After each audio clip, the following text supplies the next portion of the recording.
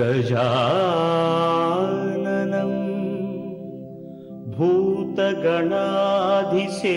भूतगणाधिसेवितं कपित्थजम्बू फलसारभक्षितम्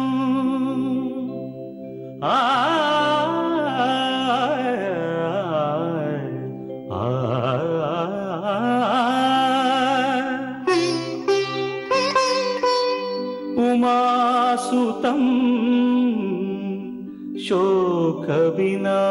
शोकविनाशकारणं नमामि विघ्नेश्वर पादपङ्कजम्।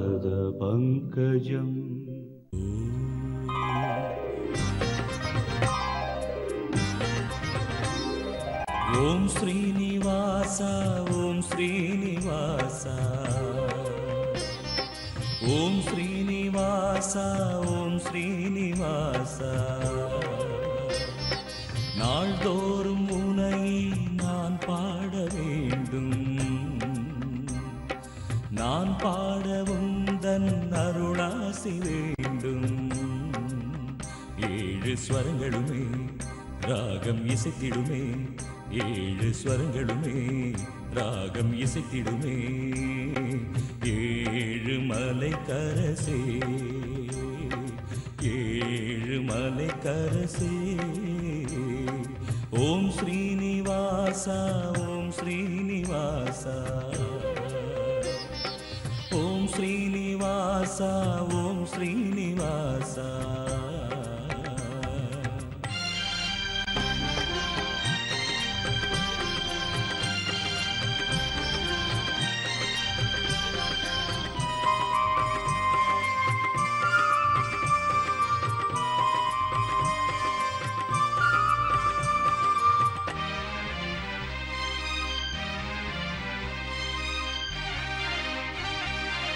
திருவேங்கடம் வருவேனே உந்தன் திருப்பாதமே பணிவேனே திருவேங்கடம் வருவேனே உந்தன் திருப்பாதமே பணிவேனே மலர்மேவிடும் அலர்மேல் மங்கை மணவாளனே ஜெகநாதனே மலர்மேவிடும் அலர்மேல் மங்கை மணவாளனே ஜெகநாதனே அழகான மலைவாசனே ஓம் ஸ்ரீனிவாசா ஓம் ஸ்ரீனிவாசா ஓம் ஸ்ரீனிவாசா ஓம் ஸ்ரீனிவாசா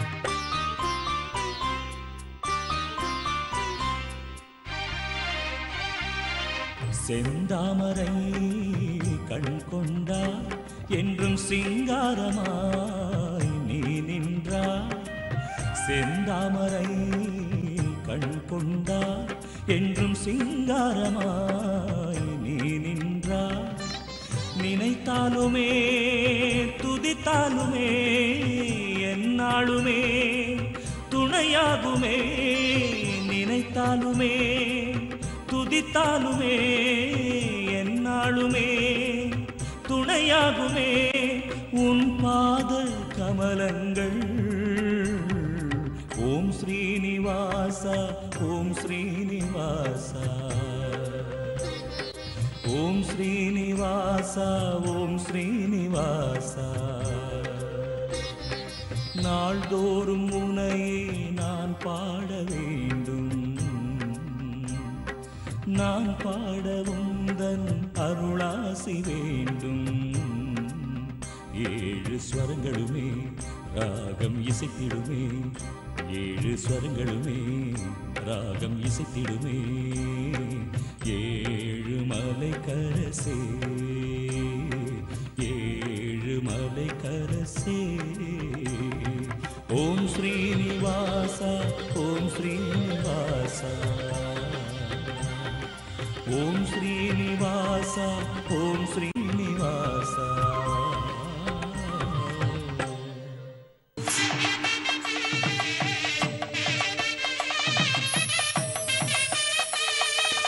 வணக்கம்.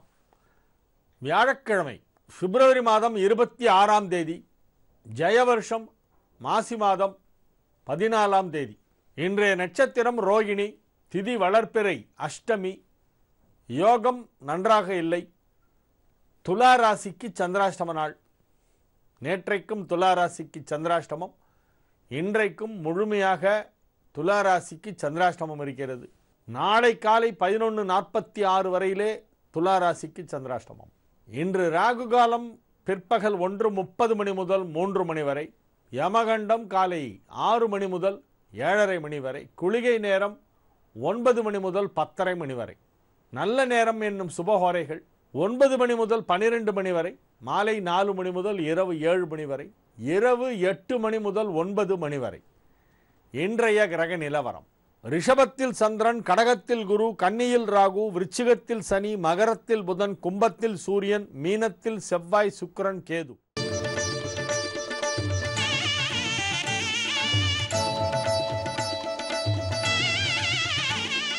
மேஷ ராசிக்கு இது ஒரு அற்புதமான நன்மைகள் நடைபெறும் நல்ல நாளாக விளங்குகிறது. ராசிக்கு 2ஆம் இடத்திலே சந்திரன் வலுவான நிலையிலே தன் சொந்த நட்சத்திர சாரத்திலே ரோகிணி நட்சத்திரத்திலே பரம உச்சமாக அற்புதமான நிலையிலே வளர்பிறை சந்திரன் 2ஆம் இடத்திலே உச்சம், அதிலும் ரோகிணியிலே மிகச் சிறப்பான நன்மைகளெல்லாம் சந்திரனால் நடைபெறக்கூடிய ஒரு நல்ல நாளாக இந்த நாள் விளங்குகிறது. ஒரு சிலருக்கு நீங்கள் விரும்புகின்ற ஒரு பயணம் இப்பொழுது ஏற்படலாம். நீங்கள் ஆசைப்பட்டு கொண்டிருக்கின்ற ஒரு வெளிநாட்டு பயணம் இப்பொழுது அமையும். அதற்கான நல்ல தகவல் வந்து சேருகின்ற வாய்ப்பு இன்றைய தினம் இருக்கிறது. மிகவும் மகிழ்ச்சியாக இருப்பீர்கள். நன்மைகள் அதிக அளவிலே நடைபெறுகின்ற ஒரு நல்ல நாளாக இந்த நாள் விளங்குகிறது. பொருளாதார நிலையிலே நல்ல முன்னேற்றம் ஏற்படும். பணம் கொடுக்கல் வாங்கல் மிகச் சிறப்பாக நடைபெறும். வியாபாரத்தில் இருப்பவர்களுக்கு அதிலே ஒரு கணிசமான தொகை கையிலே சேரும். லிக்விட் கேஷாக நீங்களே வச்சுப்பீங்க. அந்த மாதிரி ஒரு பண வரவு வருவதற்கு வாய்ப்பு இருக்கிறது. குடும்பத்தில் மகிழ்ச்சி அலை வீசும்.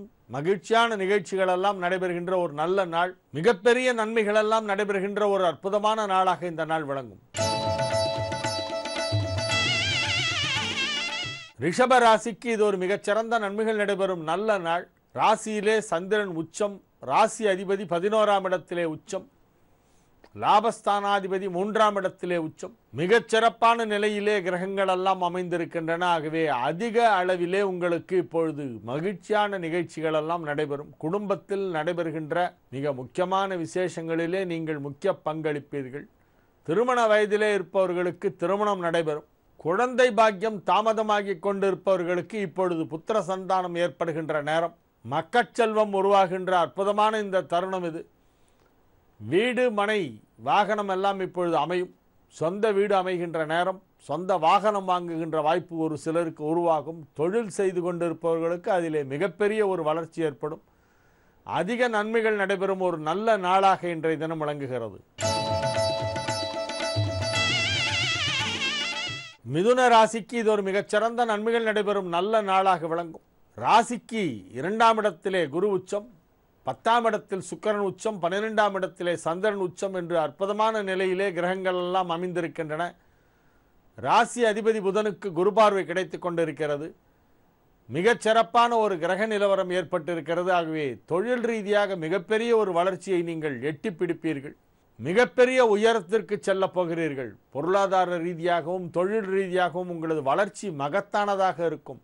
உங்களுக்கே சில நேரத்திலே ஆச்சரியமாக இருக்கும். காண்பது கனவா இல்லை நனவா என்று கிள்ளி பார்த்துக் கொள்வீர்கள். அந்த மாதிரி உங்களுக்கு இப்போ பெரிய ஒரு வளர்ச்சி, மிகப்பெரிய அளவிலே உங்களது தொழில் வளர்ச்சி ஏற்பட போகிறது. ஆகவே நீங்கள் அதை ஏற்றுக்கொள்ள தயாராக இருக்க வேண்டும். பணிபுரியும் இடத்திலே உங்களுக்கு மிகப்பெரிய ஒரு பதவி உயர்வு காத்திருக்கிறது. திடீர் பதவி உயர்வு. உங்களுடைய அலுவலகத்திலே மேலிடத்திலே ஏதோ காலியாகும். உயர் பதவிகளிலே இருப்பவர்கள் விலகுவார்கள். ஆகவே உங்களுக்கு அந்த பதவி கொடுக்க வேண்டிய ஒரு கட்டாய சூழ்நிலை, காலத்தின் கட்டாயம். உங்களை கொண்டு போய் அங்கே உட்கார வச்சுருவாங்க. நீங்கள் அங்கே போவீங்க. ஆக அது போன்ற எதிர்பாராத விதமாக சில பதவி உயர்வுகள், மிகப்பெரிய பண வரவுகள் எல்லாம் ஏற்படும். தொழில் மிகச் சிறப்பாக வளர்ச்சி அடைகின்ற ஒரு நல்ல நாள். கடக ராசிக்கு இது ஒரு அற்புதமான நன்மைகள் நடைபெறும் நல்ல நாளாக விளங்குகிறது. ராசி அதிபதி சந்திரன் ராசிக்கு 11ஆம் இடமாகிய லாபஸ்தானத்திலே உச்சம் பெற்றிருக்கின்ற ஒரு மிகச்சிறந்த ஒரு நல்ல நாள். லாபஸ்தானாதிபதியாகிய சுக்கிரன் இப்பொழுது ராசிக்கு 9ஆம் இடத்திலே உச்சம் பெற்றிருக்கிறது. பொருளாதார நிலையிலே நல்ல ஒரு முன்னேற்றம் ஏற்படும். ஆடை ஆபரண சேர்க்கை உண்டு. குடும்பத்தில் சுப நிகழ்ச்சிகள் எல்லாம் நடைபெறும். திருமண வயதிலே இருந்தால் இப்பொழுது திருமணம் நிச்சயிக்கப்படும். திருமணம் ஆனவர்களுக்கு குழந்தை பாக்கியம் ஏற்படுகின்ற நேரம். திருமண வயதிலே உங்களுக்கு மகன் அல்லது மகள் இருந்தால் அவர்களின் திருமணத்தை இப்பொழுது வெகு விமர்சையாக நடத்துவீர்கள். மிகச் சிறப்பான மங்களகரமான நிகழ்ச்சிகள் எல்லாம் குடும்பத்திலே நடைபெறுகின்ற அற்புதமான ஒரு தருணம் இப்பொழுது நெருங்கிக் கொண்டிருக்கிறது. ஆகவே நன்மைகள் அதிக அளவிலே நடைபெறக்கூடிய ஒரு நல்ல நாளாக இந்நாள் விளங்கும்.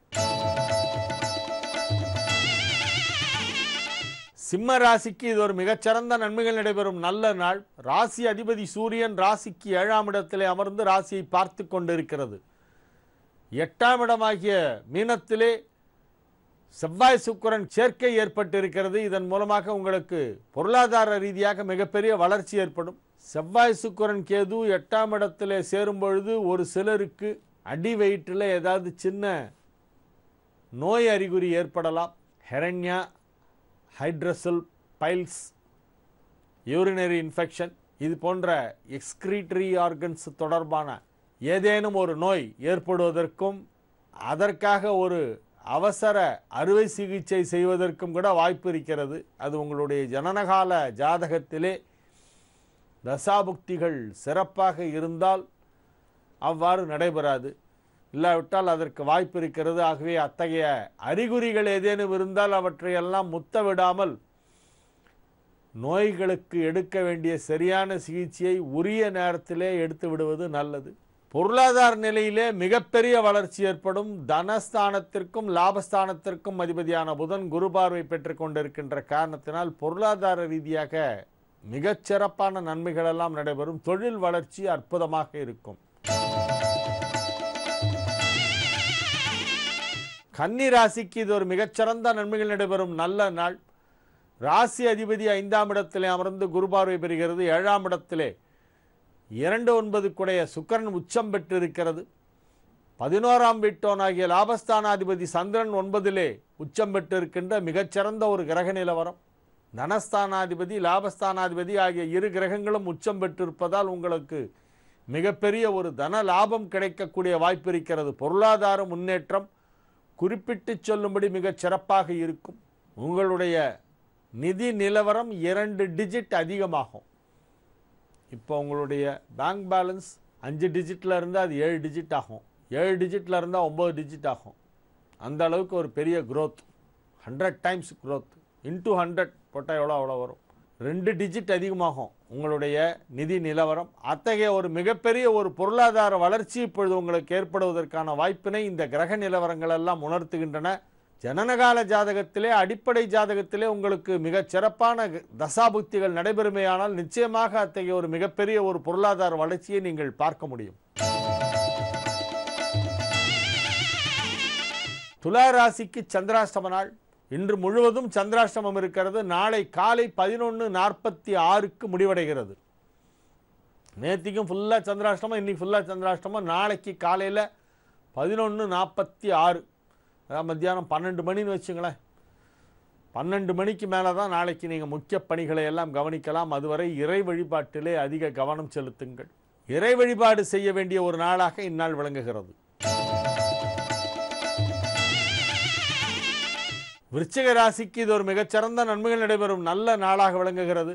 மிகச்சிறப்பானதொரு கிரக நிலவரம் ஏற்பட்டிருக்கிறது. ராசிக்கு 7ஆம் இடத்திலே சந்திரன் உச்சம் பெற்றிருப்பதும் 9ஆம் இடத்திலே குரு உச்சம் பெற்றிருப்பதும் அற்புதமான கிரக நிலவரம். 5ஆம் இடத்திலே சுக்கிரன் வேறு உச்சம். இப்பொழுது நீங்கள் சாதிக்காததை எப்பொழுதுமே சாதிக்க முடியாது. அவ்வளோ நல்லா இருக்குது கிரக நிலவரம். உங்களுக்கு ஏதேனும் கிடைக்க வேண்டுமானால் அது இப்பொழுது கிடைக்க வேண்டும். நீங்கள் எதிர்பார்த்து கொண்டிருக்கும் நல்ல தகவல்களெல்லாம் இப்பொழுது வர வேண்டும். உங்களுக்கு வாழ்க்கையிலே இப்பொழுது மிகப்பெரிய ஒரு வெற்றி கிடைக்கக்கூடிய ஒரு நேரம்.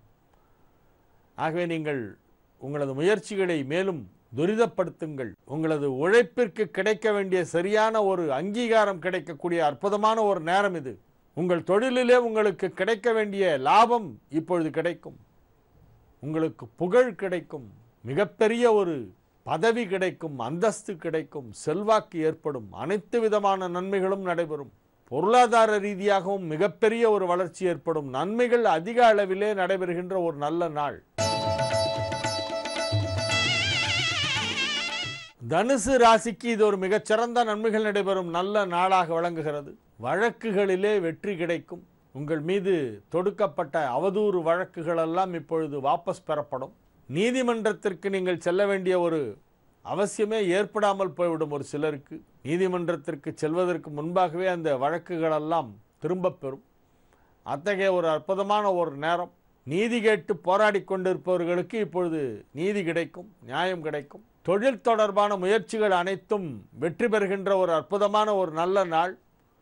தொழிலிலே மிகப்பெரிய ஒரு முன்னேற்றம் ஏற்படுகின்ற ஒரு நேரம். குடும்பத்தில் மகிழ்ச்சியான சூழ்நிலை உருவாகும். நன்மைகள் அதிக அளவிலே நடைபெறும். பிள்ளைகளின் முன்னேற்றம் மிகச் சிறப்பாக இருக்கும். மகர ராசிக்கு இது ஒரு மிகச்சிறந்த நன்மைகள் நடைபெறுகின்ற ஒரு நல்ல நாளாக விளங்குகிறது. ராசிக்கு நன்மை செய்யும் விதத்திலே அற்புதமாக 7லே குரு உச்சம் பெற்று ராசியை பார்த்து கொண்டிருக்கிறது. 7க்குடையவன் 5ஆம் இடத்திலே உச்சம் பெற்றிருக்கிறது. 5க்குடையவன் 3ஆம் இடத்திலே உச்சம் பெற்றிருக்கிறது. இத்தகைய கிரக அமைப்புகள் காரணமாக உங்களுக்கு மிகப்பெரிய நன்மைகள் எல்லாம் நடைபெறும். சுய தொழில் செய்கின்றவர்களுக்கு அதிலே மிகப்பெரிய ஒரு லாபம் கிடைக்கக்கூடிய ஒரு நாளாக இந்த நாள் விளங்கும். கலைத்துறை சார்ந்தவர்கள், உணவுத்துறை சார்ந்தவர்களுக்கெல்லாம் மிகப்பெரிய ஒரு வளர்ச்சி ஏற்படும். பொருளாதார ரீதியாக மிக மிக பெரிய ஒரு முன்னேற்றம் ஏற்படக்கூடிய ஒரு நல்ல நாளாக இந்நாள் வழங்கும். கும்பராசிக்கு இது ஒரு நல்ல நாள். திருமணம் நிச்சயிக்கப்படுகின்ற ஒரு நேரம். 7க்குடைய சூரியன் ராசியிலே அமைந்திருக்கிறது. களத்திர காரகனாகிய சுக்கிரன் 2ஆம் இடத்திலே உச்சம் பெற்று குரு பார்வை பெறுகிறது. அதிக அளவிலான நன்மைகள் நடைபெறக்கூடிய ஒரு மிகச்சிறந்த ஒரு நல்ல நாள் இந்த நாள். அனைத்து விதமான நன்மைகளும் நடைபெறும். குழந்தைகளின் முன்னேற்றம் மிகச் சிறப்பாக இருக்கும். கும்பராசி குழந்தைகள், கும்பராசிக்காரர்களின் குழந்தைகள் இரண்டுமே அதில் அடங்கும். குழந்தைகளின் முன்னேற்றம் மிகச் சிறப்பாக இருக்கும். கல்வி முன்னேற்றம் வெகு சிறப்பாக இருக்கும். திருமண வயதில் இருந்தால் இப்பொழுது திருமணம் நிச்சயமாகும். அலுவலகத்திலே புதிய பதவிகள் கிடைக்கும். புதிய பொறுப்புகள் ஒரு சிலருக்கு வழங்கப்படும்.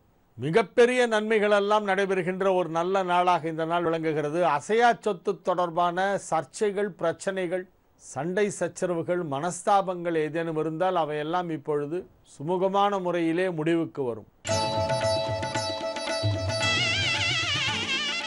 மீன ராசிக்கு இது ஒரு மிகப்பெரிய நன்மைகள் நடைபெறும் நல்ல நாள். ராசி அதிபதி குரு 5ஆம் இடத்திலே உச்சம் பெற்று இருக்கிறது. 5க்குடையவன் 3ஆம் இடத்திலே உச்சம். ஆரோக்கியத்திலே சற்று அதிக கவனம் செலுத்த வேண்டும். எனினும் பொருளாதார ரீதியாக மிகப்பெரிய ஒரு வளர்ச்சி ஏற்படும். உத்தியோகத்தில் இருப்பவர்களுக்கு அங்கு உள்ள அனைத்து விதமான தடைகளும் நீங்கும், சிக்கல்களும் நீங்கும். உத்தியோகத்திலிருந்து ஓய்வு பெற்றவர்களுக்கு கூட மீண்டும் இப்பொழுது வேலை கிடைக்கும். வேலைக்காக முயற்சி செய்து கொண்டிருப்பவர்களுக்கு முயற்சி வெற்றி அளிக்கும். இருக்கும் உத்தியோகத்தை மாற்றி அமைத்துக் கொள்வதற்கு இப்பொழுது வாய்ப்பு உருவாகும். இப்பொழுது உள்ள வேலையை காட்டிலும் இன்னும் சற்று அதிக வருமானம் வரக்கூடிய நல்ல வேலைக்கு மாற்றம் பெறுவதற்கு இப்பொழுது வாய்ப்பு இருக்கிறது. மிகப்பெரிய நன்மைகள் எல்லாம் தொழில் ரீதியாக நடைபெறுகின்ற ஒரு அற்புதமான ஒரு நேரம் இது. திருமண வயதில் இருப்பவர்களுக்கு திருமணம் நிச்சயிக்கப்படும். நன்மைகள் நடைபெறும் நல்ல நாளாக இந்த நாள் விளங்குகிறது. மீண்டும் நாளை நிகழ்ச்சியிலே உங்களை சந்திக்கும் வரை உங்களிடமிருந்து விடைபெற்றுக் கொள்வது உங்கள் வழிகாட்டி ஜோதிடர் ஹரிகேசநல்லூர் வெங்கட்ராமன். வணக்கம்.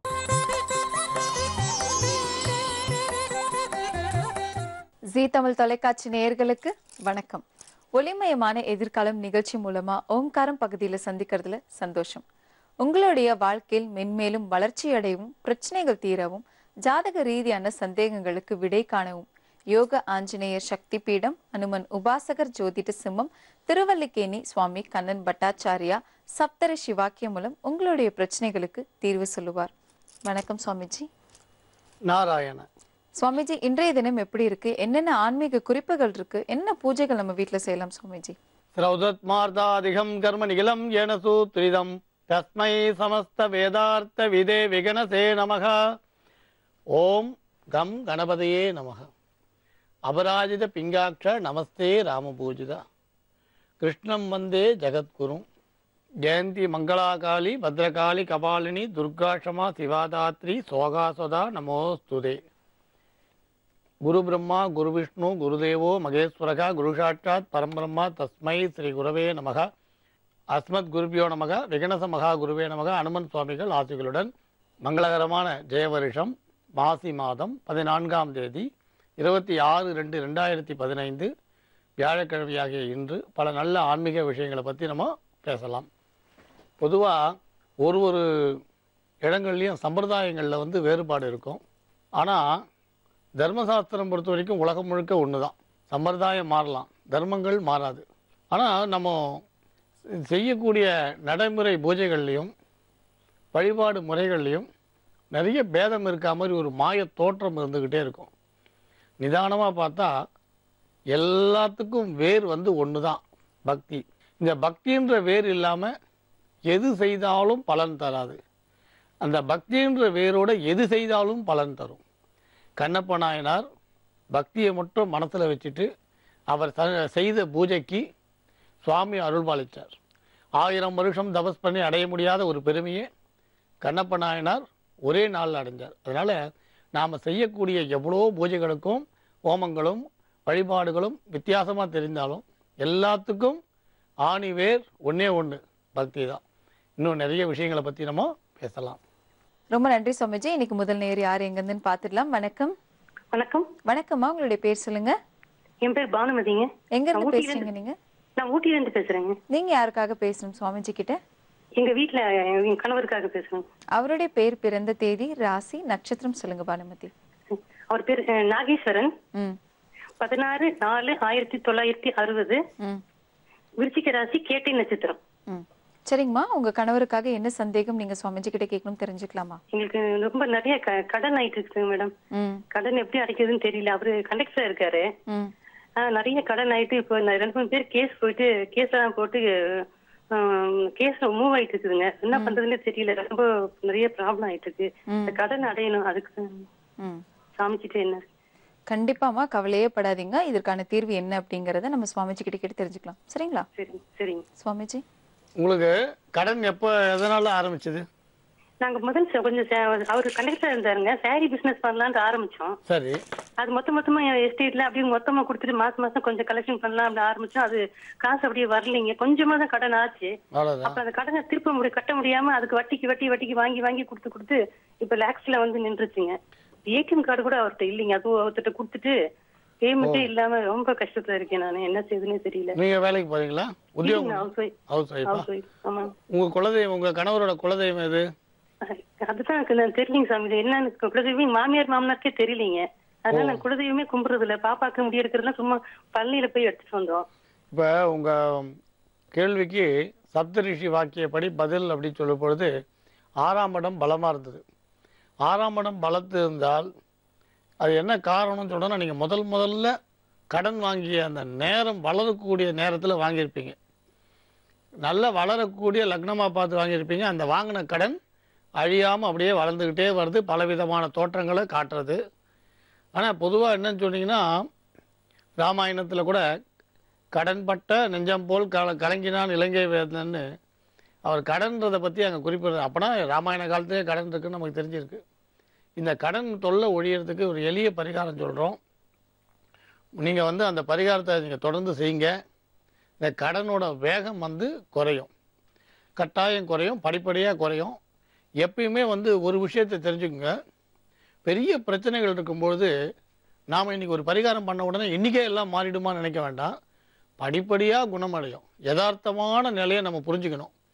இப்போ நமக்கு எவ்வளோ பசி இருக்கலாம், ஆனால் நீங்கள் அவ்வளோ பசிக்கும் சாப்பிட போகிறதில்ல. 4 நாளாக சாப்பிடாமல் இருக்கும். ஒரே நாள் சாப்பிட்டா கூட அது 4 நாள் சாப்பாடை சாப்பிட போகிறதில்ல. அது மாதிரி எவ்வளோ பிரச்சனைகள் இருந்தாலும் ஒரு நாளில் செய்த உடனே அடுத்த நாள் தீரும்னு நினைக்க வேண்டாம். சில பிரச்சனைகள் படிப்படியாக தீரும். இப்போ உங்களோட பிரச்சனை சப்தரிஷி வாக்கியப்படி படிப்படியாக தான் தீரும்னு வந்திருக்கு. இப்போ சொல்ல போகிற பரிகாரத்தை பண்ணுங்க, கட்டாயம் பலன் தெரியும். தானத்தில் சிறந்தது நிதானம், அன்னதானம். உங்களுக்கு இப்போ அட்சய திருதியைன்னு ஒரு தினம் வரும், விசேஷமான தினம். அந்த விசேஷமான தினம் சித்திரை மாதத்தில் வரும், இந்த அட்சயை திருதியை. அந்த அட்சய திருதியை அன்னைக்கு உங்கள் இல்லத்துக்கு 5 கோயில் பூஜை பண்ணக்கூடிய அர்ச்சகரை வர சொல்லி, அல்லது 3 பேரையை வர சொல்லி, நீர்மோர் குடிக்கிறதுக்கு நீர்மோர், அதுக்கப்புறம் ஒரு விசிறி, 3 பேர்னா 3 விசிறி, உங்களுக்கு 5 பேர்னா 5 விசிறி, நீர்மோர் விசிறி, ஒருத்தருக்கும் 21 ரூபா காயின் வச்சு, வெத்தலை பாக்கு பழம் வச்சு நீங்கள் அந்த இதை அவளுக்கு கொடுத்துருங்க. இது அட்சய திருதி அன்னைக்கு பசுக்கு ஜலம் வச்சாலும், இந்த மாதிரி நீர்மோர் கோயில் பூஜை பண்ணக்கூடியவர்களுக்கு நீர்மோர் கொடுத்தாலும், அதே மாதிரி வேதம் படித்த அந்தணர்களை கௌரவித்தாலும் மகா புண்ணியம்னு சொல்லியிருக்கு. ஆனால் இதுதான் அட்சய திருதி அன்னைக்கு அன்னதானத்தை கூட பெருசாக சொல்லலை, நீர்மோர் பானகத்தை தான், அதுவும் நீர்மோர் தான் பிரதானமாக சொல்கிறான். அதனால் அந்த அட்சய திருதி அன்னைக்கு வர சொல்லி நீர்மோர் கொடுத்து வெத்தலை பாக்கு பழம் 21 காயின் வச்சு கொடுங்க. அதுக்கு முன்னால் நீங்கள் என்ன பண்ணுறீங்க, ஒரு 108 காயின் எடுத்து இந்த அட்சய திருதி நிகழ்ச்சிக்கு முன்னாலேயே ஒரு வெள்ளிக்கிழமை அன்னைக்கு குத்துவிளக்கில் நல்லெண்ணெய் தீபம் ஏற்றி, தாமரை தண்டு நல்லெண்ணெய் தீபம் ஏற்றி, மகாலட்சுமியை மனமுருக பிரார்த்தனை பண்ணி 108 காயினால் பிரகிருத்தியை நமகா, விகிருத்தியை நமகா, வித்யாய நமகா, சர்வபூத இதப்பிரதாய நமகான்னு போட்டிருக்கோம், அந்த நாமாவளியோ அல்லது மகாலட்சுமியை போற்றி அப்படின்னு தமிழ் ஆரம்பிக்கக்கூடிய நாமாவளியோ, அதாவது தமிழாக இருந்தாலும் வடமொழியில் இருந்தாலும் உங்களுக்கு எது சுலபமாக வரும்னு நினைக்கிறீங்களோ அதை செய்யுங்க. இல்லைன்னா திருவிளக்கு வழிபாட்டு இதில் கூட இந்த போற்றி 108 போற்றி வரும். ஒரு போற்றி சொல்லும் பொழுதும் அந்த குத்தவிளக்கு கீழே மனை வச்சுட்டு அது மேலே குத்தவிளக்கு வைங்க. அந்த மனைக்கு மேலே ஒரு காயின் எடுத்து மகாலட்சுமி திருவடியில் சேர்க்கறதா நினச்சி சேருங்க. சொர்ணலட்சுமியே, மகாலட்சுமியே, ஆதிலட்சுமியே, எல்லா பிரச்சனையும் நீ தீர்த்து கொடுன்னு மனசுருக பிரார்த்தனை பண்ணிவிட்டு, என் குடும்பம் நன்னா இருக்கணும், என்னை சேர்ந்தவங்க நன்னா இருக்கணும், கடன் அடையணும், நம்ம கடன்காரனையும் ஏமாற்றக்கூடாது, நம்ம ருணத்தையும் பாக்கி வச்சுக்கக்கூடாது, கோர்ட்டு வழக்கும் சாதகமாகணும், நல்லபடியாக முடியணும் பிரார்த்தனை பண்ணி நீங்கள் ஒரு காயினை 108 காயினை வச்சுருங்க. அந்த காயினை எடுத்து வச்சு அட்சய திருதி அன்றைக்கி நீங்கள் வர சொல்கிறீங்க இல்லையா, அவங்களுக்கு கொடுத்துருங்க. அப்படி 21 காயின் கொடுக்க முடியலன்னா 11 காயின் வச்சு கொடுங்க. சரி, வீட்டுக்கு வர சொல்லி கொடுக்க முடியலன்னா பக்கத்தில் இருக்கிற பிள்ளையார் கோயிலுக்கோ நவகிரக சன்னதியில போய் அங்கேயே கொண்டு போய் இந்த நீர் முறையும் வெத்தலை பாக்கு உங்களுக்கு பழம் இந்த தட்சணையும் கொடுத்துருங்க. அதுக்கு மேலே சக்தி இருந்தால் கொடை தானம் பண்ணலாம். கொடைன்றது உங்களுக்கு தெரியும், ஒரு 100 ரூபா 150 ரூபா கொடை வாங்கி கொடையை தானம் பண்ணலாம். இவ்வளோ தான் சொல்லியிருக்கு. இந்த இது பண்ணால் அட்சய தேதி அன்னைக்கு இது மாதிரி செய்தால் குசேலருக்கு கிருஷ்ண பகவான் எப்படி அருள்பாலிச்சாரோ, அந்த அவளை அந்த ஒரு பிடி அவளுக்கு எப்படி குபேர சம்பத்து இந்திர சம்பத்து அள்ளி அள்ளி கொடுத்தாரோ அந்த மாதிரி எல்லா கடனையும் சுவாமி கிருஷ்ண பகவான் தீர்த்து கொடுப்பார். அட்சய திருதியோட மகத்துவமே இவ்வளோதான். இதை பற்றி இன்னும் நிறைய பேசலாம். ஆனால் இதை நீங்கள் செய்யுங்க. சுவாமி அருளால் கட்டாயம் உங்கள் வீட்டில் கடன் அடைஞ்சு நிம்மதி பிறக்கும். படிப்படியாக நீங்கள் கடன் அடையும். நீங்கள் அதை பற்றி கவலையே படாதீங்க. சுவாமியோட அருள், ஏன்னா நீங்கள் எப்போ கொடுத்துடணுன்ற எண்ணம் உங்களுக்கு இருக்கோ உங்கள் எண்ணம் வீண் போகாது. கடன்காரரும் பாதிக்கப்பட மாட்டா, நீங்களும் பாதிக்கப்படாமல் கட்டாயம் நல்லபடியாக முடியும். முள்ளும் உடையாது, துணியும் கிழியாது, தனித்தனியாக பிரியும். வேற எந்த பரிகாரம் வேண்டாம், நம்புங்கள், நல்லதே நடக்கும். ரொம்ப நன்றி சுவாமிஜி. இவங்களை தொடர்ந்து அடுத்த நேரம் இணைப்புல காத்துட்டு இருக்காங்க. வணக்கம். ஹலோ வணக்கம், உங்களுடைய பேர் சொல்லுங்கம்மா. என்னோட பேரு லீலா, நான் சென்னையில இருந்து பேசுறேன். சொல்லுங்க லீலா, நீங்க யாருக்காக சுவாமிஜி கிட்ட பேசணும்? நான் எனக்காக தான் பேசணும். உங்களுடைய பிறந்த தேதி, ராசி, நட்சத்திரம் சொல்லுங்க லீலா. 18/8/84 பரணி நட்சத்திரம், மேஷ ராசி, துலா லக்னம். என்ன சந்தேகம் குறித்து நீங்க சுவாமிஜி கிட்ட பேசணும் தெரிஞ்சுக்கலாங்களா? எனக்கு இன்னும் திருமணம் ஆகல. அது எப்ப நடக்கும், நிறைய தட்டி போயிட்டே இருக்கு. அத பத்தி கேட்கணும். கண்டிப்பா நீங்க கவலைப்படாதீங்க. இதுக்கான தீர்வு என்ன அப்படிங்கறத நம்ம சுவாமிஜி கிட்ட தெரிஞ்சுக்கலாம். சரிங்களா? சொல்லுங்கம்மா. உத்தியோகம் எந்த உத்தியோகம் பாக்குறீங்க? நான் கம்ப்யூட்டர் ரிலேட்டடா ஒர்க் பண்ணிட்டு இருக்கேன். கல்யாணத்துக்கு எப்பல இருந்து பாத்துட்டு இருக்காங்க? நான் காலேஜ் முடிச்சப்பத்துல இருந்தே பாத்துட்டு தான் இருக்காங்க. ஆனா அது சரியாவே எதுவும் கரெக்டா வரல. சரியானபடி வரலன்னா உங்களுக்கு எந்த மாதிரியான தடை உங்களுக்கு தெரிஞ்சிருக்கு இது வரைக்கும்? தடை ஒண்ணு நம்மளுக்கு பிடிச்சா அது ஏதாவது ஜாதகம் பிரச்சனையா இருக்கும், இல்லாட்டினா வந்து ஜாதகம் நல்லா இருந்தா நம்மளுக்கு அந்த அளவுக்கு திருப்தியா இருக்காது. அந்த மாதிரியே வந்துட்டு இருக்கு. உங்களுக்கு ஒரு அதிருப்தியோடயே இருக்கு அப்படின்னு சொல்றீங்க. ஆமா. இது வந்து ரொம்ப எளிய சுலபமான பரிகாரமே இருக்கு. இப்போ கேள்வி கேட்ட நேரத்தில் உங்களுக்கு வடதிசையிலிருந்து ஒரு செய்தி தென்றல் போல் வரும் அப்படின்னு வந்திருக்கு. நீங்கள் இருக்கக்கூடிய இடத்துலேருந்து வடதிசையிலிருந்து ஒரு செய்தி தென்றல் போல் வரும். அப்போ நல்ல அந்தஸ்துள்ள எந்த விதமான ஒரு தொல்லைகளும் இல்லாத நல்ல குடும்பத்திலேருந்து உங்களுக்கு மாப்பிள்ளை உங்கள் வீடு தேடி வருவார் அப்படின்னு அர்த்தம். இருந்தாலும் இந்த தடைகள் விலகிறதுக்கு நீங்கள் நினைக்கிறதுக்கும் இந்த கொஞ்ச காலம் குறுகிய காலம் தள்ளி போகிறது இல்லாமல் உடனடியாக எடுத்த காரியம் எடுத்தபடி தொடுத்தபடி நினைத்தபடி முடிக்க இப்போ ஒரு பரிகாரத்தை நாங்கள் உங்களுக்கு சொல்கிறோம். இந்த பரிகாரம் வந்து உங்களுக்கு நிச்சயம் நல்ல விதமாக கை கொடுக்கும். சித்திரை மாதத்தில் ஆரம்பிக்கலாம். நீங்கள் பிறந்த பரணி நட்சத்திரம் அன்னைக்கு சித்திரை மாதத்தில் உங்களோட ஜென்ம நட்சத்திரம் அன்னைக்கு சித்திரை மாதத்தில் எந்த பழம் பிரசித்தியோ, இப்போ மாம்பழம்னா மாம்பழம், அது வந்து 12 பழம் வாங்கி சுவாமிக்கு சமர்ப்பிச்சிருங்க. ஒன்று. அடுத்து வைகாசி மாதம். ஏன் சொல்கிறோன்னா 12 தமிழ் மாதமும் இதை நீங்கள் செய்யுங்க. இடையில திருமணம் முடிந்த பிறகும் இதை தொடர்ந்து நீங்கள் செய்யுங்க. இதை நீங்கள் செய்கிறதா முதல்ல சங்கல்பம் பண்ணிக்கோங்க. பக்தியா பகவந்தம் நாராயணம்னு பகவான் மேலே வச்ச பக்தியால் அவரை அர்ச்சித்து நீங்கள் செய்கிற காரியம் வெற்றிகரமாக முடியும். அதனால் முதல்ல சித்திரை மாதம் பரணி நட்சத்திரத்தில் ஆரம்பிச்சிடுங்க. அடுத்து வைகாசி மாதம் அந்த காலகட்டத்தில் அந்த பருவத்தில் எந்த பழம் விளையுமோ அந்த பழம், அது எதுவாக இருந்தாலும் பரவாயில்ல, 12 பழம். அப்படி அந்த ஒரு மாதத்தில் போன மாதத்தில் வந்த அதே பழம் இந்த மாதத்தில் வருதுன்னா நாட்டு வாழைப்பழம். நீங்கள் வந்து வெளிநாட்டிலேருந்து இறக்குமதி பண்ண பழம்லாம் கொடுக்கணும் அவசியம் இல்லை. நம்ம பூமியில் அந்த பருவத்தில் இயற்கையாக விளையக்கூடிய பருவம்னு சாஸ்திரம் சொல்கிறது. இயற்கையாக விளையணும் அந்த பழத்தை நீங்கள் அப்படி அந்த பழம் இல்லாத போது வாழைப்பழம். அப்போ மாம்பழம், உங்களுக்கு கொய்யாப்பழம், சாத்துக்குடி, ஆரஞ்சு, வாழைப்பழம் இப்படி. அப்போ பலாப்பழம் வரும்போது 12 பழம் அம்சம் பண்ணுமான்னு கேட்கக்கூடாது. இந்த இடத்துல பலாப்பழத்தை உடைக்காமல் முழுமையாக ஒரு பழம் நைவேத்தியம்னு அர்த்தம். இதை பண்ணி வரக்கூடிய பக்தர்களுக்கு கொடுக்க சொல்லி நீங்களும் 1-2 பிரசாதம் வாங்கிக்கோங்க. 12 மாதமும் சித்திரை வைகாசி ஆனி ஆடி பங்குனி வரைக்கும் 12 மாதமும் 12 பரணி நட்சத்திரம் அன்னைக்கு உங்களுக்கு இந்த இதை வந்து சுவாமிக்கு சமர்ப்பிங்க. இதில் ஒன்று என்னென்னா, ஒரு மாதத்தில் 2 பரணி வந்தால் என்ன பண்ணுறதுன்னா, முதல்ல வர பரணியை நீங்கள் பண்ணுங்கள், பரவாயில்ல. இது வந்து 2வது வர பரணி எடுத்துக்கணுன்ற அவசியம் இல்லை. முதல்ல வர பரணியை நீங்கள் எடுத்துக்கலாம். ஒரு மாதமும் முதல்ல வரக்கூடிய பரணி நட்சத்திரம் எடுத்து இந்த இதை வந்து 12 பழம் பெருமாள் கோயிலில் போய் சமர்ப்பிங்க. பக்கத்தில் இருக்கக்கூடிய பெருமாள் கோயிலாக தான் விசேஷம். இதில் நீங்கள் இருக்கக்கூடிய இடத்துல ஒரு திவ்ய தேசம் இருக்குன்னா அந்த திவ்ய தேசத்து பெருமாளுக்கு செய்யுங்க. ஏன்னா மனிதர்களால் பிரதிஷ்டை பண்ணப்பட்டதை விட ஆழ்வார்களால் பாடல்பட்ட ஸ்தலம் ரொம்ப விசேஷம். அதேமாரி புராதனமான பழைய தேவதா பிரதிஷ்டையாக இருந்தால் அதுக்கு முக்கியத்துவம் கொடுக்கலாம். மகரிஷிகளால், சித்தர்களால், தேவர்களால் பிரதிஷ்டை பண்ணால் அதுக்கு முக்கியத்துவம் கொடுக்கலாம். 12 மாதமும் செய்யுங்க. உங்களுக்கு மங்களகரமான செய்தி வீடு தேடி வரும். நம்புங்கள், நல்லதே நடக்கும்.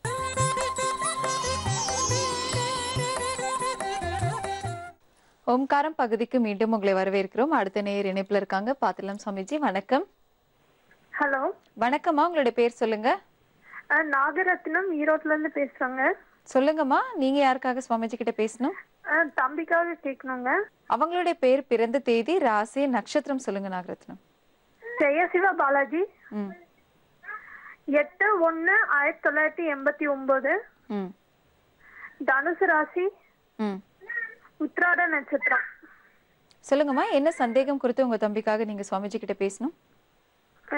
தம்பிக்கு வேலை அதை பத்தி, அப்புறம் அவனுக்கு இப்ப 7.5 சனி நடக்குது. அதனால அவனுக்கு ஏதாவது கண்டம் ஏதாவது இருக்கா, கல்யாண தடங்கள் ஏதாவது இருக்கா, உடல்நல பாதிப்பு ஏதாவது வருமா அப்படின்னு கேக்குது. கண்டிப்பா கவலைப்படாதீங்க, இதுக்கு எல்லாத்துக்குமே தீர்வு கண்டிப்பா இருக்கு. நம்ம சுவாமிஜி கிட்ட கேட்டு தெரிஞ்சுக்கலாம், சரிங்களா? சரி.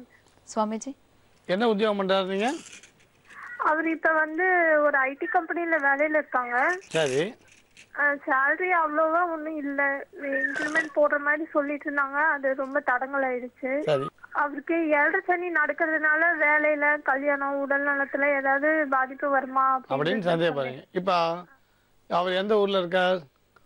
அவரு பெங்களூர்ல வேலையில இருக்காங்க. சரி, இப்ப சப்தரிஷி வாக்கியப்படி அவருக்கு உத்தியோகஸ்தானம் பலமா தான் வந்திருக்கு. ஆனா அந்த விவாத விஷயம்தான் கொஞ்சம் தாமசமா நடக்கும்னு வருது. நீங்க அதை பத்தி கவலைப்பட வேண்டாம். ஆனா ஒரு விஷயம் சொல்றோம். இப்ப சொல்ல போறது எல்லாருக்குமே பலன் தரக்கூடிய விஷயம்தான், எல்லாருக்கும் பொதுவான விஷயம்தான். எல்லாருமே என்ன பண்ணிடுறோம், அந்த 7 ஆண்டு சனி அப்படின்னா ஒரு பயம் எல்லாருக்கும் இருக்கு. இந்த அஷ்டம சனி, 7 நாள் சனி, அர்த்தாஷ்டம சனி இதெல்லாம் கண்டு ரொம்ப பயப்படுறான். இதெல்லாம் என்னன்னு கேட்டிங்கன்னா, இன்னைக்கு ஜனங்க மத்தியில் பரவலாக பேசப்படக்கூடிய கதைகளில் இதுவும் ஒன்று. சனி பகவான் மாதிரி கொடுக்கக்கூடிய தெய்வம் யாரும் இல்லைன்னு சொல்லலாம். மகா தர்ம பிரபு சனி பகவான், மகா தர்ம பிரபு. அதனால் சனி பகவான் மாதிரி கொடுக்கக்கூடிய தெய்வம் எதுவுமே இல்லைன்னு உறுதியாக நம்ம சொல்ல முடியும். ஆனால் நீங்கள் எல்லாரும் என்ன பண்ணிட்டா, அந்த சனியினால் கெடுக்கும்னு ஒரு எண்ணம் உருவாயிடுது. எப்படி நாரதர் அப்படின்னு சொன்ன உடனே ஒரு கலகக்காரர்னு ஒரு தோற்றம் உருவாயிடுத்தோ, கோவிந்தா அப்படின்னு சொன்னால் எல்லாம் கெட்டு போயிடுன்ற ஒரு பயம் உருவாயிடுத்தோ, நாமம் அப்படின்னு சொன்ன உடனே மோசம்னு எப்படி உருவாயிடுத்தோ, இந்த மாதிரி ஒரு போலியான ஒரு கதை தான் அது. அதனால் சனின்னு சொன்ன உடனே 7.5 வருஷமாக கெடுக்கும். ஒரு மனுஷன் 7.5 வருஷம் கெட்டான்னா அதுக்கப்புறம் வாழ்க்கையில் என்ன சௌக்கியம் இருக்க போகிறது? அதனால் அந்த தவறான கருத்து. சனி பகவான் எந்தெந்த நட்சத்திர பாதங்களில் சஞ்சாரம் பண்ணுறாரோ அதுக்கு தகுந்த பலன்களை கொடுப்பார். இப்போ விசாக நட்சத்திரத்தில் குரு சாரத்தில் பண்ணுறார், அப்புறம் சனி சுயசாரத்தில் பண்ணுவார், அப்புறம் புத சாரத்தில் பண்ணுவார், அப்புறம் கேது சாரத்தில் பண்ணுவார், சுக்கர சாரத்தில் பண்ணுவார். அப்படி ஒரு சாரகதியாக வர்றதுக்கு தகுந்த பலன் உண்டு. அப்போ ஒருத்தருக்கும் உத்திராட நட்சத்திரம் தனுர் ராசிக்காருக்கு எல்லாம் ஒரே மாதிரி பலன் நடக்குமானா இல்லை. உதாரணம், உத்திராட நட்சத்திரத்தில் பிறந்த இவருக்கு சூரியன் ஒருவேளை உச்சமாக இருந்து அவர் சாரகதியில் சனி சஞ்சாரம் பண்ணால் பலன் மாறும். அதே உத்திராட நட்சத்திரக்கார ஐப்பசி மாதம் பிறந்து சூரியன் நீச்சமாக போயிருந்தா பலன் மாறும். எந்தெந்த சாரகதியில் சஞ்சாரம் பண்ணுறாரோ அவருக்கு ஜாதகருக்கு பிறந்த நேரத்தில் அந்த கிரகம் எப்படி இருக்குது, என்ன மாதிரி யோகக்காரகனா, ஞானக்காரகனா, போதகனா, பாசகனா நிறைய இருக்குது. அதெல்லாம் பார்த்து சொல்லணும். ஞானத்தை கொடுக்கக்கூடிய ஸ்தானத்தில் பாக்கியத்தில் பலமாக இருக்கிறவன் மோசம் செய்ய மாட்டான். அதனால் நிறைய இருக்குது. அதனால் எடுத்த உடனே 7.5 ஆண்டு சனி கெடுக்கும், அர்த்தாஷ்டம சனி கெடுக்கும். 4ல் வந்துட்டார், சிம்ம ராசிக்கு 4ல் சனி, அர்த்தாஷ்டம சனி. இப்போ மேஷ ராசிக்கு 8ல் சனி. அப்படிலாம் ஒரு மாய தோற்றத்துக்கு ஆளாகாதீங்க. கட்டாயம் 7.5 ஆண்டு சனி செல்வ செழிப்பை கொடுக்கறதுக்கும் வாய்ப்பு 100% உண்டு. அதே மாதிரி சனி கொடுத்துட்டு போனார்னா வேற எந்த கிரகங்களும் அதை கெடுக்கவும் மாட்டார். இது உண்மை. அதனால் இந்த சனி ராகு போன்ற கிரகங்கள் அவள் கொடுக்கணும்னு நினச்சா அபரிதமாக கொடுப்பா. உங்களுக்கு தான் வாங்கிறதுக்கு 2 கை போகாது. அதனால் சனியை பற்றி நீங்கள் பயப்பட வேண்டாம். இப்போ உங்கள் சகோதரருக்காக நாங்கள் சொல்லக்கூடியது ரொம்ப எளிய சிறிய பரிகாரம். நீங்கள் கீழ் திருப்பதியில் இருக்க கோவிந்தராஜன் சன்னதிக்கு, கீழ் திருப்பதியில் இருக்க கோவிந்தராஜன் சன்னதிக்கு இவரை ஒரு துவாதசி அன்னைக்கு போய் தரிசனம் பண்ண சொல்லுங்கள். நீங்கள் இப்போ இதில் பார்த்தீங்கன்னா பஞ்சாங்கத்தில் கேலண்டரில் இருக்கும். இங்கே நீங்கள் போகிற இடத்துலேருந்து கொஞ்சம் நாள் ஆகும்னா ஏகாதசி அன்னைக்கு போய்ட்டு துவாதசி தரிசனம் பண்ணலாம். கீழ் திருப்பதியில் இருக்கிற கோவிந்தராஜன் சன்னதியில் போய் அவரை துவாதசி தரிசனம் பண்ணுங்கள். இது ஒரு சிறப்பானது. அப்புறம் அந்த மலைக்கு மேலே இருக்கிற இந்த திருப்பதி பெருமாளுக்கு எதிர இருக்கிற ஆஞ்சநேயர் சுவாமியை தரிசிக்க சொல்லுங்கள். மற்றபடி திருப்பதிலாம் இப்போ பிரயாணங்களை முடிச்சுக்கோங்க, வழக்கமாக அப்படி. ஆனால் விசேஷமாக இவருக்காக செய்ய வேண்டியது சப்த ரிஷி வாக்கியப்படி கீழ் திருப்பதியில் இருக்கிற கோவிந்தராஜன் சுவாமி சன்னதிக்கு போய் அங்கே நீங்கள் தரிசனம் பண்ணுங்கள். அப்படி சுற்றி வரும்போது அங்கே ஒரு பார்த்தசாரதி சுவாமி சன்னதின்னு தனியாக இருக்கும், அவரையும் தரிசனம் பண்ணுங்கள். மலைக்கு மேலே திருப்பதி வெங்கடாஜலபதியை பார்த்த நின்ற கோலத்தில் இருக்கக்கூடிய ஆஞ்சநேயர் சுவாமியும் தரிசனம் பண்ணுங்கள். கட்டாயம் உங்கள் பிரச்சனைகள் முழுமையாக தீரும். இவருக்கு விவாகமும் உத்தியோகமும் பலமாக அமையும். கொஞ்சம் நிதானமாக நடந்தாலும் நல்ல முறையில் நடக்கும். ஆனால் சொந்தத்தில் திருமணம் முடிகிற வாய்ப்பு இல்லை, அந்நியத்தில் முடியும். படித்த பெண்ணாக வருவா, அந்தஸ்துக்கு குறைவு இருக்காது. இப்போ நமக்கு 3 வருடம்ன்றது 3 மாதம் 6 மாதத்தில் நல்ல செய்திகள் ஒன்று நீங்கள் கேட்குற வாய்ப்பு வரும். வேறு பரிகாரம் வேண்டாம், நம்புங்கள், நல்லதே நடக்கும். ரொம்ப நன்றி சுவாமிஜி. இவங்களை தொடர்ந்து அடுத்த நேரம் இணைப்புல காத்துட்டு இருக்காங்க. வணக்கம். ஹலோ, வணக்கம். உங்களுடைய பேர் சொல்லுங்கம்மா. என் பேர் அனிதா மேடம். சொல்லுங்க அனிதா, எங்க இருந்து பேசுறீங்க? நானு மூணார்ல இருந்து பேசுறேன். நீங்க சுவாமிஜி கிட்ட யாருக்காக பேசணும்? எனக்காகத்தான் மேடம். உங்களுடைய பிறந்த தேதி, ராசி, நட்சத்திரம் சொல்லுங்கம்மா. 8/1/1995. போராட நட்சத்திரம், தனுசு ராசி. எனக்கு குழந்தை இல்லை மேடம், அதுக்கு தான் சாமி கிட்ட பேசணும். கண்டிப்பா உங்களுக்கு புத்திர பாக்கியம் கிடைக்கிறத பத்தி சப்தரிஷி வாக்கியம் மூலம் என்ன இருக்கு அப்படிங்கறத சுவாமிஜி கிட்ட தெரிஞ்சுக்கலாம். சொல்லுங்கம்மா. கல்யாணமா எவ்வளவு நாள் ஆகுது? கல்யாணம் ஆகி 5 மாசம் தான் சாமிஜி ஆகுது. சரி, அதுக்குள்ள நீங்க குழந்தை இல்லைன்னு ஒரு இதுக்கு சந்தேகம் உங்களுக்கு வந்தது? ஆனா என் வீட்டுக்காரர் வந்து உனக்கு குழந்தை இல்லைன்னு என்கிட்ட நெடுநாள் சண்டை சாமிஜி. சரி. அப்ப எனக்கு நிம்மதியான வாழ்க்கையே இல்ல. அவர் என்ன உத்தியோகம் பண்றார்? நாங்க விவசாயம் தான் பண்ணுவோம். ஏமா கல்யாணமே 5 மாசத்துல குழந்தை பிறந்தா குறப்பிரசவம்னு சொல்லிடுவாமா? 5 மாசத்துலலாம் கல்யாணமாகி குழந்தை பிறந்தா குறப்பிரசவம்னு பேர் ஆகி போயிடும்.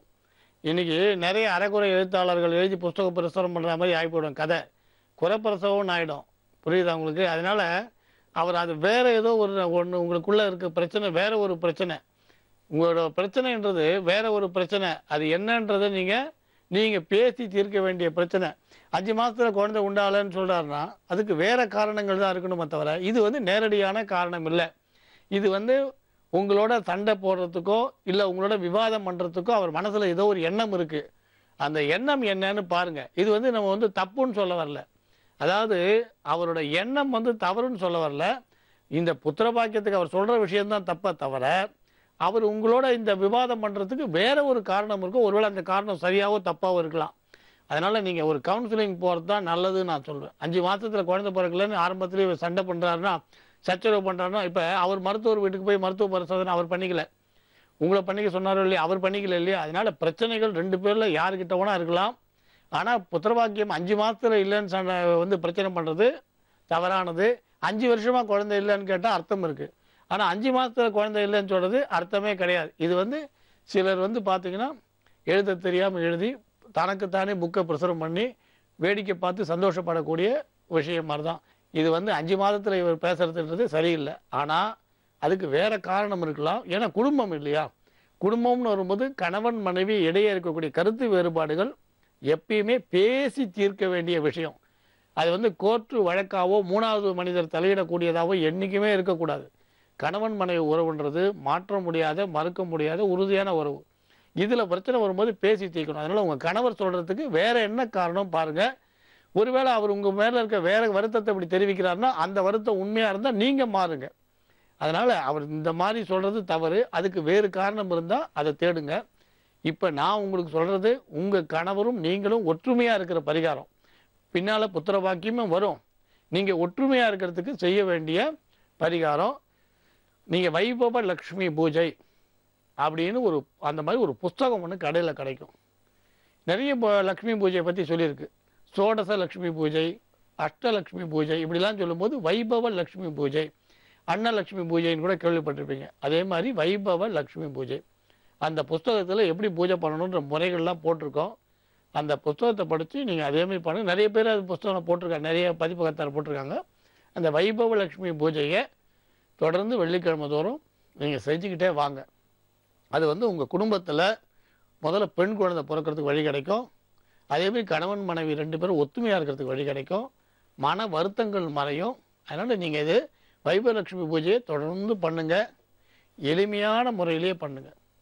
இப்போ நீங்கள் பூஜைன்னு சொன்ன உடனே ஒரு 1000 ரூபாய்க்கு பூ வாங்கணும், ஒரு 500 ரூபாய்க்கு நைவேத்தியம் பண்ணணும் அப்படிலாம் இல்லாமல் நம்ம கையில் என்ன இருக்கோ அந்த பொருளை கொண்டு பண்ணுங்கள். பலன் கிடைக்குமான்ற எதுக்கு போகாதீங்க. நீங்கள் பார்த்தீங்கன்னா தேவி மகாத்மியத்தில் காட்டில் சமாதியும் அந்த வைசியனும் 2 பேரும் சந்திக்கிறான். வைசியன் ராஜ்யத்தை இறந்துட்டான், ராஜா நாட்டை இழந்துட்டான். 2 பேரும் போய் என்ன பண்ணலான்னு கேட்குறா. உடனே பண்ணுறா, தேவியை பூஜை பண்ணலான்னு போகிறான். காட்டில் அவளுக்கு என்ன கிடைச்சிருக்கும்? ஏன்னா எப்பயுமே டெய்லியாக பூ கிடைக்கும், தினமும் பூ கிடைக்குமா, தினமும் பழம் கிடைக்குமா? இருந்தாலும் அவள் 2 பேரும் கையில் கிடைச்சதை வச்சு பூஜை பண்ணுறா. சுவாமி அம்பாலோட அருள் கிடைக்கிறது. அந்த அருளால் எம் சிந்தையதே காமம் தம் தம் பிராப்னோதி நிச்சயம்னு எல்லாத்தையும் அடைஞ்சா. அந்த மாதிரி நீங்கள் கையில் இருக்கிற பொருளை வச்சு லக்ஷ்மியை பூஜை பண்ணுங்கள். வைபவ லக்ஷ்மி பூஜையை பண்ணுங்கள். வைபவ லக்ஷ்மி அருளால் உங்கள் கணவன் மனைவி ஒற்றுமை பலப்படும், புத்திர பாக்கியம் வரும், குடும்பத்தில் சச்சரவே இருக்காது, நல்ல ஒரு அமைதியான சூழ்நிலை கிடைக்கும். வேறு பரிகாரங்கள் எதுவும் வேண்டாம், நம்புங்கள், நல்லதே நடக்கும். ரொம்ப நன்றி சுவாமிஜி. பார்த்துட்டு இருந்த நேர்களும் கால் பண்ண நேர்கள் எல்லாருக்காகவும் நல்ல நல்ல தீர்வுகள் சொன்னீங்க, நிறைய ஆன்மீக குறிப்புகள் சொன்னீங்க. இதனால எல்லாருமே கண்டிப்பா பயனடைவாங்க. ரொம்ப நன்றி சுவாமிஜி. மங்களானி பவந்து. இதே மாதிரி உங்களுடைய வாழ்க்கையில் இருக்கும் பிரச்சனைகள் தீரவும் சுவாமிஜி கிட்ட பேசும் OME space name space city என டைப் செய்து 57575 என்ற எண்ணிற்கு நீங்க மெசேஜ் பண்ணீங்கன்னா நாங்க உங்களுக்கு கால் பண்ணுவோம். யோக ஆஞ்சநேயர் சக்தி பீடம், அனுமன் உபாசகர் ஜோதிட சிம்மம், திருவல்லிக்கேணி சுவாமி கண்ணன் பட்டாச்சாரியா சப்தரிஷி வாக்கியம் மூலம் உங்களுடைய பிரச்சனைகளுக்கு தீர்வு சொல்லுவார். மீண்டும் நாளை சந்திக்கலாம். இது ஓம்காரம்.